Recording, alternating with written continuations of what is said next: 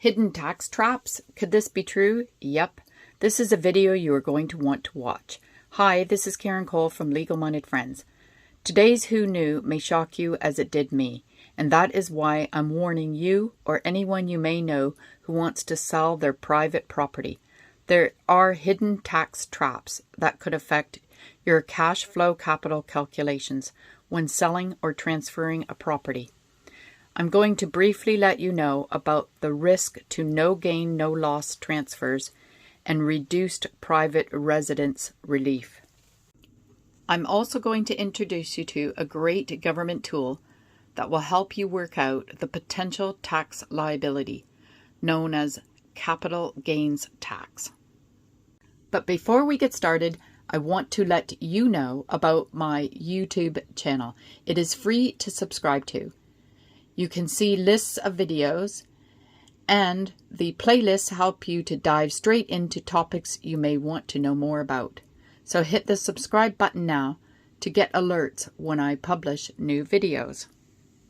Now let's get into it. Paying taxes is complicated, and those that can afford a specialist accountant will do so to get rid of the nightmare, to reduce their tax liability. The Office of Tax Simplification advises the government by way of reporting on the practical, technical, and administration issues. If you have ever completed your own self-assessment for tax liability, you will find out you need a lot of information before you can start your tax return. Well, the Office of Simplification is doing their job. They provided a second report which highlights some concerning issues that show a risk to the no gain, no loss rule. And let me read a portion of their report concerning separated and divorced couples.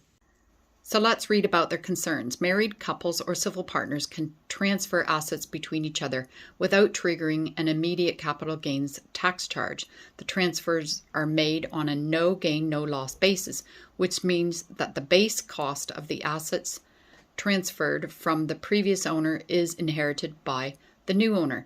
Divorcing or separated couples continue to get the same treatment as married couples in this respect in the tax year of their separation. However, from the following tax year, transfers take place at market value in accordance with the normal capital gains tax rules. This is concerning because the average time between applying for and securing divorce in England and Wales in 2020 was 53 weeks, so many will not make or be able to implement their transfers within the same tax year. So the OTS is recommending that the government should extend the no gain, no loss window on separation to the later of the end of the tax year at least 2 years after the separation event, any reasonable time set for the transfer of assets in accordance with the financial agreement approved by a court or equivalent process in Scotland. This recommendation may only impact a small percentage of separating couples, but is nonetheless important. It is unrealistic to expect separating couples to have resolved their affairs by the end of a tax year of their separation, in part because financial agreements are relevant for a third of divorces, and it is unfair to those without tax advisors. So before I introduce you to the online tool, if you cannot afford an accountant, I will also give you a wee bonus to let you know, by way of a couple examples, common confusions. So I hope you look forward to that before the end of the video. So the online tool works out your tax relief. It will highlight the percentage of personal residence relief that you get. The idea here is that we normally think of our personal residence as having 100% relief. However, we just talked about separating and divorced couples' risks. In addition, if you run a business from your home, an HMRC will know because you would have claimed a portion of your household expenses on your SA tax return. So when you go to sell that property, this will reduce the amount of relief that you are allowed. So this also is another potential tax to pay out of the profits from your property. So if you've managed to hang on this long, as taxes are so confusing, my bonus is to unconfuse you with the common confusions and a bit of a summary.